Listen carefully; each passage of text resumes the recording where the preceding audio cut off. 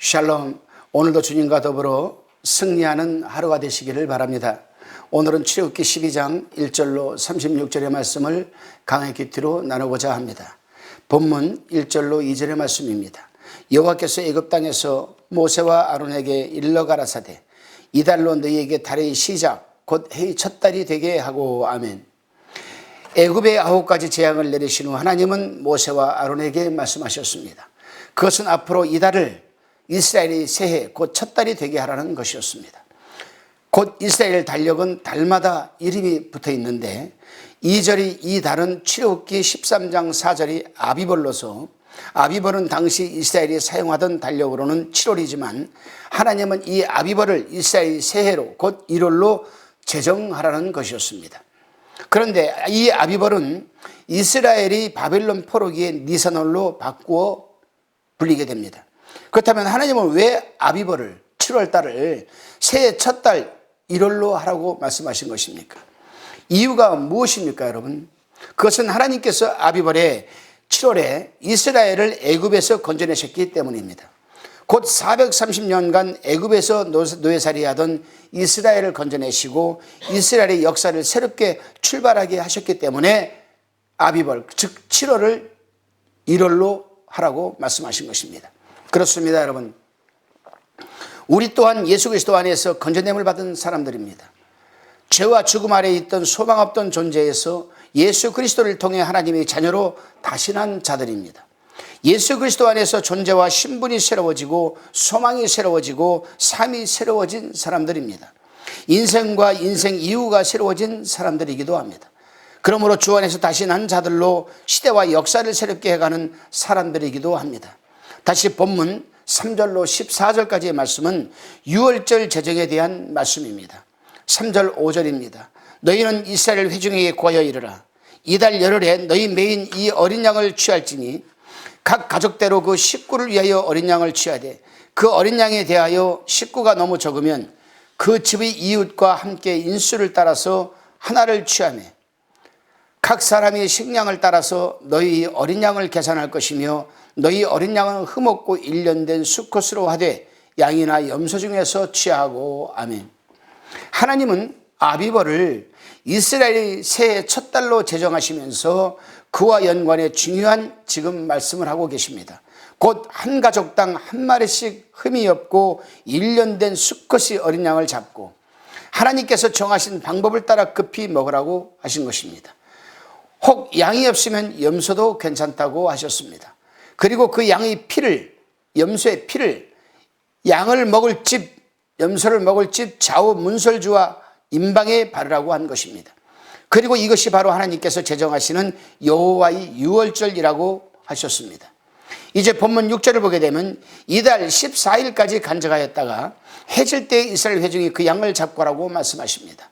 그리고 다시 14절에서는 너희는 이날을 기념하여 여호와의 절기를 삼아 영원한 규례로 대대에 지킬지니라고 말씀하고 계십니다. 당시 9월의 표시로 어린 양을 해질 때에 잡으라고 하셨습니다. 왜 해질 때에 잡으라고 하셨을까요?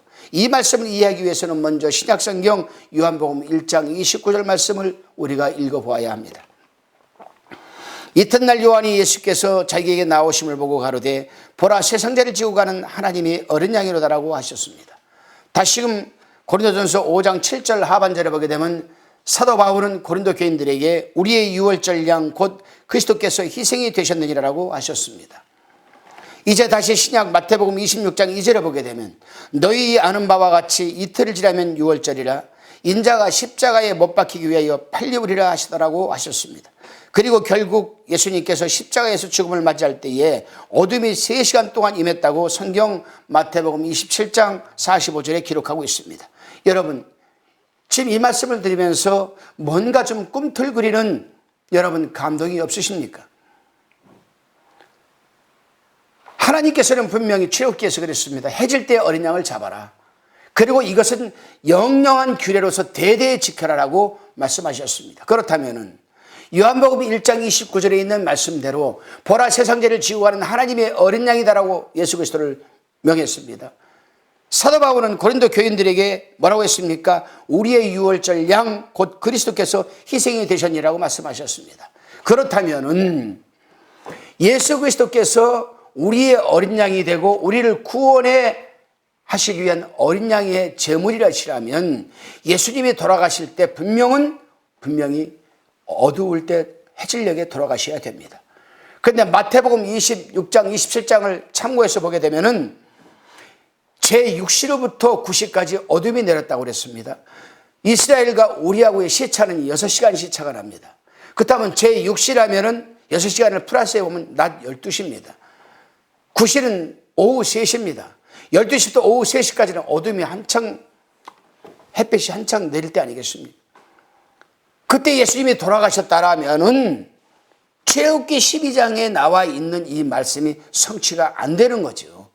왜냐? 출애굽기 12장에서는 너희가 해질녘에 어린 양을 잡고 하라고 했고 대대에 지키라고 했기 때문에, 그래서 하나님께서는 예수 그리스도를 십자가에 달려 돌아가게 하실 때 어둠이 임하게 하셨던 것입니다.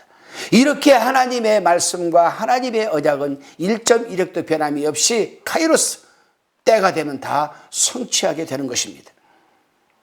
우리는 이러한 말씀을 통하여서 참 우리 하나님은 세심하시고 100년, 200년, 1000년이 지나도 당신이 말씀하신 것은 하나도 빠뜨리지 않고 성취해 가시는 하나님이심을 우리는 알 수가 있는 것입니다.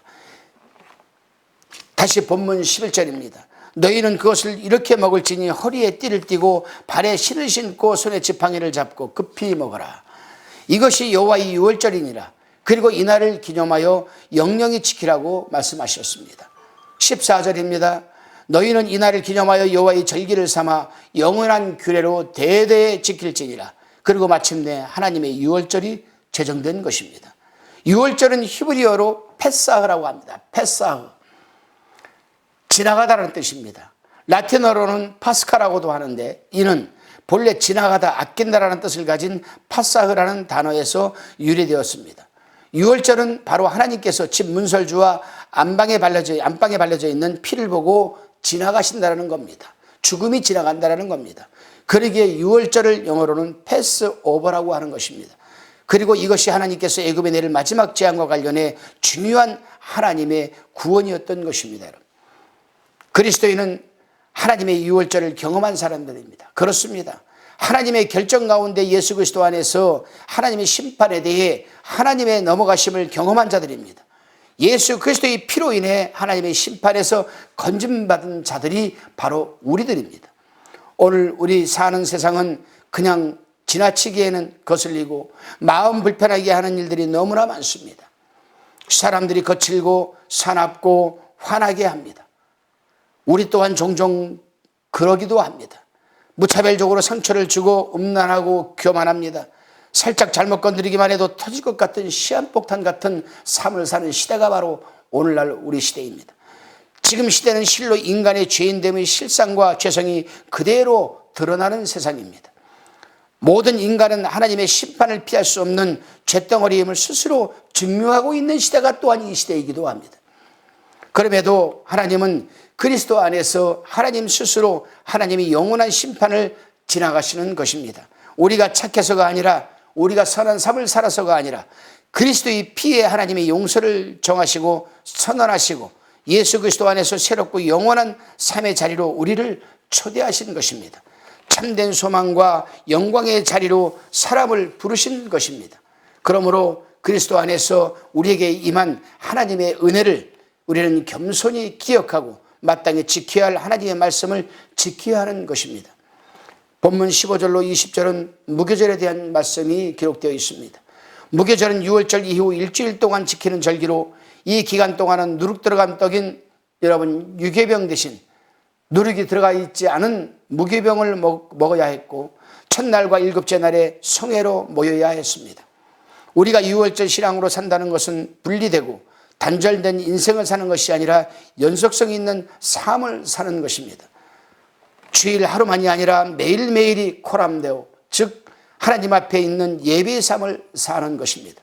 오늘도 코람데오, 순간순간 하나님 앞에서 살아내시는 하루가 되시기를 주님의 이름으로 축원드립니다. 모세는 이스라엘 백성들의 장로들을 소집하여서 출애굽을 하기 위한 지침을 말하고 있습니다. 본문 21절로 23절입니다. 모세가 이스라엘 모든 장로를 불러서 그들에게 이르되 너희는 나가서 너희 가족대로 어린 양을 택하여 유월절 양으로 잡고 너희는 우슬초 묶음을 취하여 그릇에 담은 피에 적시어서 그 피를 문 임방과 좌우 설주에 뿌리고 아침까지 한 사람도 자기 집 문 밖에 나가지 말라. 여호와께서 애굽 사람을 치러 두루 다니실 때에 문 임방과 좌우 설주의 피를 보시면 그 문을 넘으시고 멸하는 자로 너희 집에 들어가서 너희를 치지 못하게 하실 것임이니라. 아멘. 모세는 소집한 이스라엘 장로들에게 유월절 규례를 전하고 있습니다. 여러분은 여러분의 가족과 함께 먹을 양이나 염소를 준비하여 유월절 제물로 잡으십시오. 우슬초 묶음을 구하여다가 그릇에 받아놓은 피에 적셔서 그 피를 상 임방과 좌우 문설주에 뿌리십시오. 여러분은 아침까지 아무도 자기 집 밖으로 나가서는 안 됩니다. 주님께서 이집트 사람들을 치려고 지나가시다가 상임방과 좌우 문설주에 바른 피를 보시고 그 문 앞을 그냥 지나갈 것이며 파괴자가 여러분의 집을 치러 들어가지 못하게 하실 것입니다. 여기서 첫 번째는 가족대로 어린 양을 택해 유월절 양을 잡으라는 것입니다. 두 번째는 우슬초 묶음에 그 희생의 피를 적셔서 문임방과 문설주에 뿌리고 마지막으로는 아침까지 그 어느 누구도 문 밖에 나가서는 안 된다는 것입니다. 그래야 여호와께서 패스오버, 그냥 넘어가심으로 장차 사망의 재앙을 면할 수 있다라고 지금 말하고 있습니다. 여기서 우리가 생각해 봐야 할 것이 있습니다. 그렇습니다, 여러분. 그것은 가족대로 양을 잡아서 그 희생의 대가로 얻은 피를 문 임방과 문설주에 뿌리는데 하나님께서 그때 사용하신 도구가 담벼락에서 볼품없이 자라고 있는 우슬초 묶음이었다라는 사실입니다.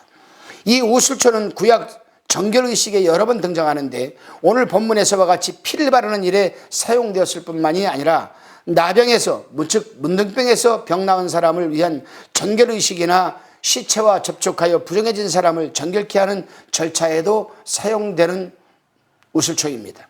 그런데 여기서 중요한 것은 아무 볼품없고 쓸모없이 보이는 우슬초를 하나님의 재앙을 피하는 데 가장 결정적인 역할을 하는 바로 그 어린 양의 피를 바르는 도구로 사용되었다라는 사실입니다. 여기에서 우리는 각자 가치에 대해 한번 생각해 볼 필요가 있습니다. 예를 들어 하나님께서는 저라는 미천한 사람을 도구 삼으셔서 아직 하나님을 모르는 우리 주위에 있는 분들에게 어린 양의 피를 바르듯 복음을 전하실 수 있으십니다. 그런데 이 일을 통해 복음을 받아들이는 분은 패스오버, 우리 주 예수 그리스도의 보혈의 피로 말미암아 죄사함의 은총과 구속의 은혜를 받을 수가 있는 것이고 우슬초처럼 아무 볼품 없는 저라도 또 저라는 존재는 참으로 귀한 하나님의 도구로 쓰임받게 되는 것입니다. 그렇습니다, 여러분. 이처럼 오늘 나의 모습이 비록 천하고 세상에 아무것도 내세울 것이 없는 존재라 하더라도 하나님이 능하신 손에 이끌림을 받아야 하나님이 아름다운 도구로 쓰임을 받게 되는 것입니다. 천하보다 귀한 한 영혼을 하나님께 돌아오게 하는데 결정적인 역할을 또한 할 수가 있는 것입니다. 두 번째로는 한 사람도 집 문 밖으로 나가지 말라고 합니다. 이것은 하나님의 재앙은 하나님께서 지정하신 곳 외에는 피해갈 수 있는 곳이 없음을 의미하는 것입니다. 23절에 멸하는 자, 이 멸하는 자로 번역이 되어 있는 천사에게 어린 양의 피를 바른 그 집만큼은 들어가지 못하게 하신다라고 기록되어 있습니다. 이와 같이 이스라엘 백성들이 생명을 구한 피난처와도 같은 양의 피가 뿌려진 구원의 집은 신약에 와서는 바로 우리 주님의 피값으로 사신 교회를 상징하는 것으로 우리는 알 수가 있습니다. 그렇습니다, 여러분. 교회는 그리스도 예수의 피로 말미암아 세워졌기 때문에 우리는 그 안에 있을 때 비로소 그 피로 말미암아 죄사함을 받으며 의롭다 하심을 잊게 되고 구원을 얻게 되는 것입니다. 그리고 세상의 눈으로 봤을 때 비록 약해 보이고 힘이 없어 보이는 작은 교회라 할지라도 그 교회가 그리스도 예수가 머리가 되고 머리 대신 주님의 몸 된 교회라면 그 속에는 영원한 생명이 있는 것이고 또한 주님의 권능이 함께 존재하는 교회라는 사실입니다. 이처럼 모세를 통해 하나님의 명령을 들은 이스라엘 자손들은 엎드려 주님을 경배하였고 명하신 대로 실행하였습니다. 그러자 드디어 10번째 재앙이 시작되었습니다. 본문 29절입니다. 밤중에 여호와께서 애굽 땅에서 모든 처음 난 것 곧 위에 앉은 바로의 장자로부터 옥에 갇힌 사람의 장자까지와 생축이 처음 난 것을 다 치심해. 한밤중에 주님께서 이집트 땅에 있는 처음 난 것들을 모두 죽이셨습니다. 임금 자리에 앉은 바로의 맏아들을 비롯하여 감옥에 있는 포로의 맏아들과 짐승의 맏배까지 모두 다 쳐버리신 것입니다. 죽음 다 죽게 하셨습니다. 여기서 우리가 주목해야 할 단어는 바로 라일라로 번역된 밤이라는 겁니다. 밤. 이 밤이라는 단어는 라일라입니다. 라일라. 시간을 가리키는 명사입니다. 이 밤이라는 단어는 29절뿐만 아니라 30절, 31절에도 계속해서 등장하고 있는데, 특히 이 밤이 중요한 이유는 바로 하나님께서 12절에 말씀하신 대로 하나님께서 정하신 밤이기 때문에 그렇습니다. 바로 심판과 구원의 경계선의 밤이라는 사실입니다. 결국 이 밤 전에 하나님께서 명령하신 유월절 예식을 행하는 자는 살 수 있지만, 그렇지 않으면 모든 집의 장자는 모조리 죽음을 맞이하게 되는 것입니다. 이렇듯 하나님의 사랑은 마지막까지 우리에게 기회를 주시는 여러분 사랑임을 우리는 잊지 말아야 할 것입니다. 오늘 본문 말씀을 통해 우리는 유월절에 대해, 그리고 하나님의 심판에 대해 생각해 보았습니다. 제가 교회에서 초급반 성경공부 초급반을 가르칠 때에도 내가 가르쳤지만, 설교들에게 저는 그렇게 티칭을 했습니다. 하나님께서는 양의 피를 발라두신 집을 보시고 하나님의 진노, 하나님의 심판을 거두셨다. 다시 말해 뛰어넘어가셨다. 그래서 유월절이라고 부르고 영어로는 패스오버라고 한다. 하나님께서 패스오버 하시는 이유는 하나이다. 양의 피를 보셨기 때문이다. 다시 말해 양이 죽었기 때문이다. 하지만 양을 통해 드려지는 제사에는 한계가 있다. 왜냐하면 우리가 아무리 죄를 지을 때마다 양을 잡고 피를 뿌린다 하더라도 그것으로 본질적인 죄의 굴레로부터 자유로울 수 없기 때문이다. 또한 제사를 드리는 제사장 역시 완전하지 않은 죄인이라는 것도 문제이다. 저는 교회에서 초급반 성경 공부를 가르칠 때 바로 이 부분을 저는 성도들을 가르쳤습니다. 그래서 저는 여기에 대한 답변으로, 그래서 하나님께서는 본질적인 죄의 굴레로부터 우리를 벗어날 수 있도록 친히 영원한 제사를 준비해 주셨는데, 그것이 바로 뭐냐? 예수 그리스도께서 달려 돌아가신 십자가라는 사실입니다. 그리고 흠없고 죄 없는 완전한 제물과 완전한 제사장인 예수 그리스도를 바로 십자가의 제물로 주셨다는 사실입니다. 그러한 예수님께서 친히 제물 되어주신 십자가의 제사만이 완전한 제사임과 동시에 영원한 제사이자 바로 구원을 얻기 위한 예배라고 저는 성도들을 가르쳤습니다. 그렇습니다, 여러분. 우리는 현재 그 예수님 안에서 거저주신 주님의 사랑과 은혜 안에서 우리는 살아가고 있습니다. 그러니 이제는 죄의 굴레에서 벗어나 주님 안에서 참 복음의 자유를 만끽하여도 좋습니다. 이전보다는 더욱 성숙한 그리스도인의 삶을 살아가는데 매진하시기를 바랍니다. 그래야 우리에게 허락하신 3일한 예배를 통해 무사람들에게 그리스도의 사랑을 아름답게 전하는 하나님의 귀한 도구로 쓰임받는 저와 여러분이 되시기를 간절히 소망해 봅니다. 기도하시겠습니다.